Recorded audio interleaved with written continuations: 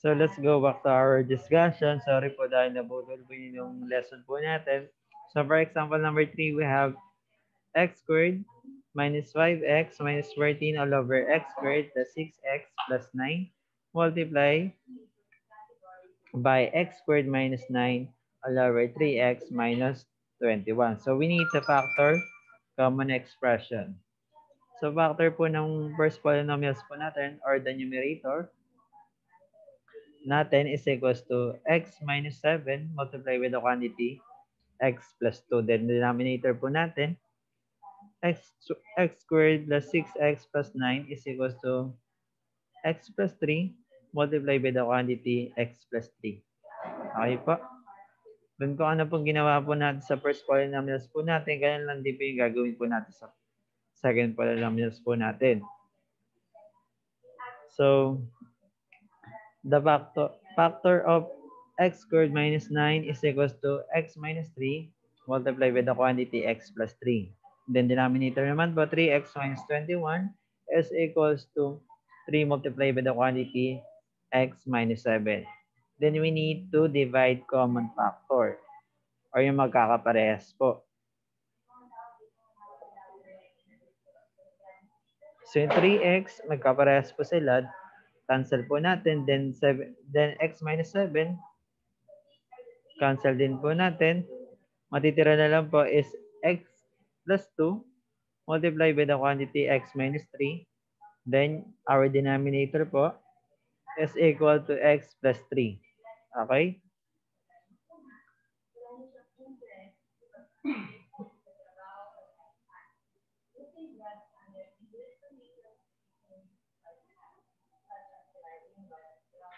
Wait lang, kahit ko lang ha. Check natin yung operation.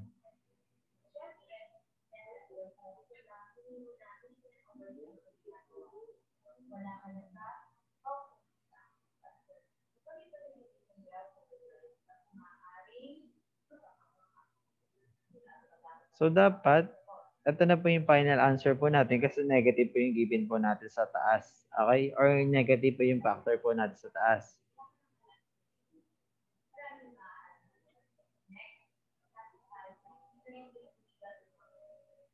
So for example, number 4, we have 4 minus x all over x minus 3 multiplied by x cubed minus 27 all over x squared minus 7x plus 7, or plus 12 rather. So first, we need to factor the expression.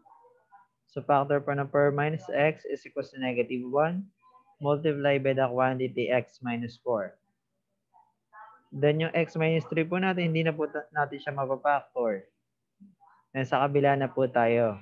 So x cubed minus 27, factor niya po is equals to x minus 3 multiplied by the quantity x squared plus 3x plus 9. And then denominator naman po natin, x squared minus 7x plus 7 is equals to x minus 3 multiplied by the quantity x minus 4. Then we need to divide common factor. So common factor po natin is x minus 4. Cancel na po natin siya. Then yung x minus 3, cancel na din po natin. So matitira na lang po is negative 1 multiplied by the quantity x squared plus 3x plus 9 all over x minus 3. So our final answer will be, you need to simplify. So our final answer will be negative x squared minus 3x minus 9. So paano po natin nakuha yun? By simply multiplying our expression to negative 1. So ibig sabihin lahat po ng positive dito magiging negative. Diba? Sabi po natin all numbers multiplied by negative or positive numbers rather multiplied by negative 1 is equals to the given numbers or the negative given numbers. So negative 1 times x squared is equals to negative x squared. The negative 1 times 3x is equals to negative 3x. The negative 1 times 9 is equals to 9. Then copy the denominator which is x minus 3. So, paano naman po yung ginagawa po natin pag division of rational expression? So, magkamag-anak lang po sila ng multiplication of rational expression.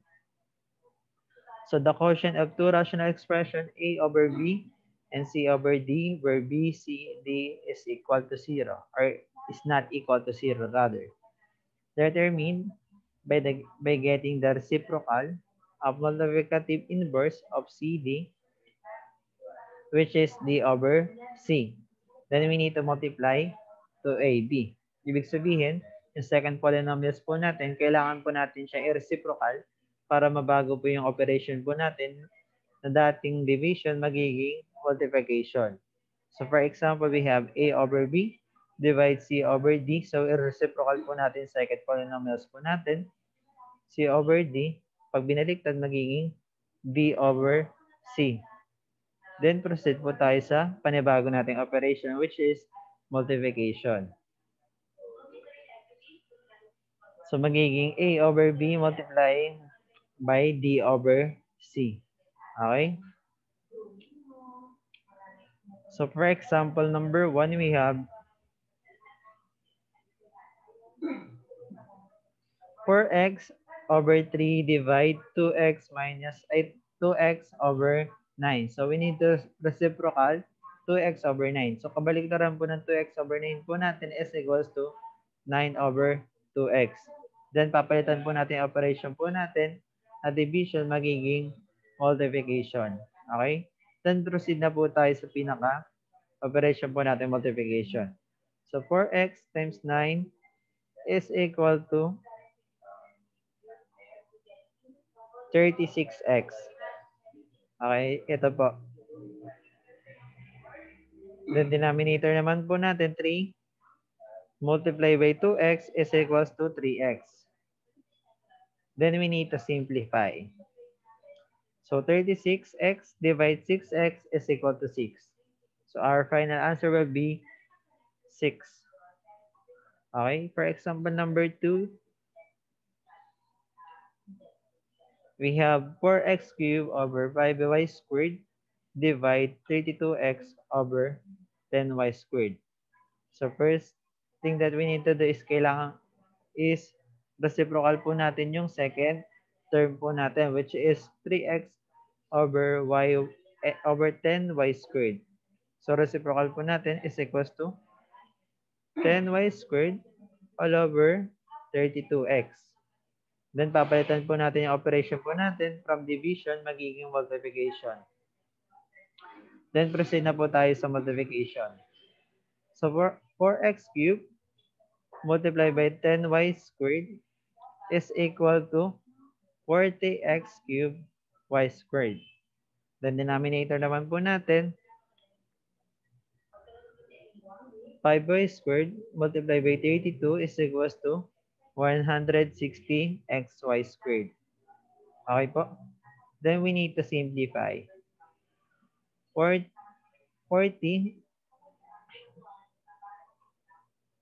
is equal to 1, then 160 divide 40 is equals to 4.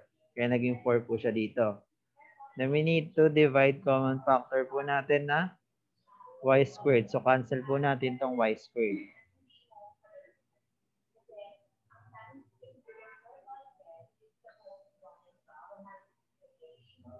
Okay?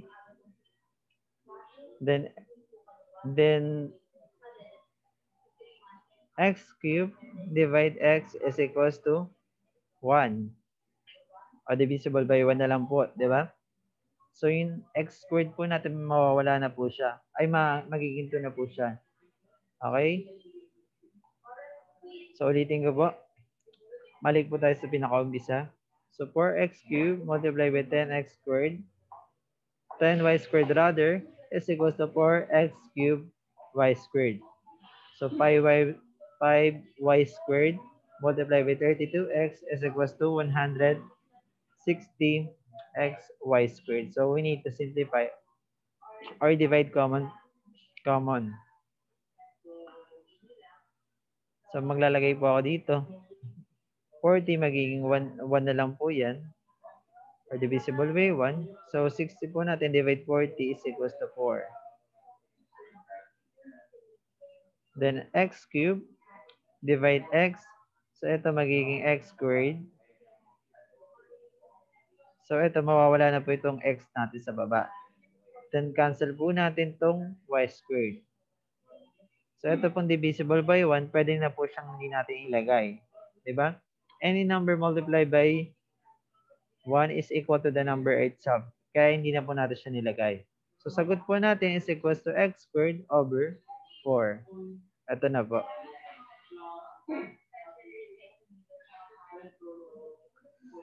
So proceed po tayo sa example number 3 po natin or last example po natin.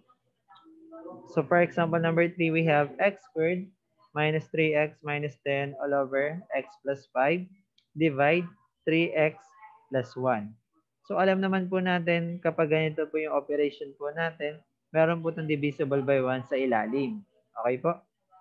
So ilalagay ko na lang po para makita nyo po. So sabi ko po, pag division po yung operation po natin, we need to reciprocal our second term. So kailangan babalik na rin po natin tong second term po natin. So reciprocal po nito 3x plus 6 over 1 is equals to 1 over 3x plus 6. Tama. Then proceed po tayo sa pinaka-multiplication po natin. So ito na po yun.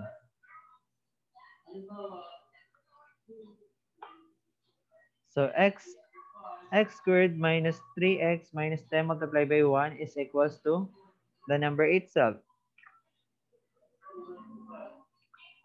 So para makakuha po tayo ng common factor, we need to find the factor of our numerator and the denominator.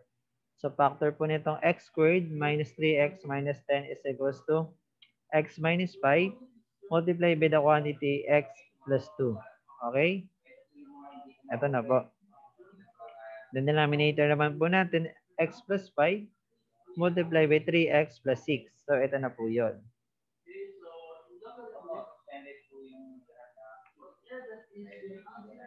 Then, pagbalik ta rin po natin, para hindi po tayo malito, hanapin po natin yung factor ng 3x plus 6. So, factor po ng 3x plus 6 po natin is equals to 3. Ito po. Multiply with the quantity x plus 2. Then, cancel po natin yung common factor po natin which is x plus 2. Okay? So, matitira na lang po is x minus 5 all over 3 times the quantity x plus 5. Okay na po? So, that's our lesson for today. God bless and keep safe. So, for your references, pwede nyo pong i-check dito yung pinaka-lesson po natin. Okay? Okay, goodbye.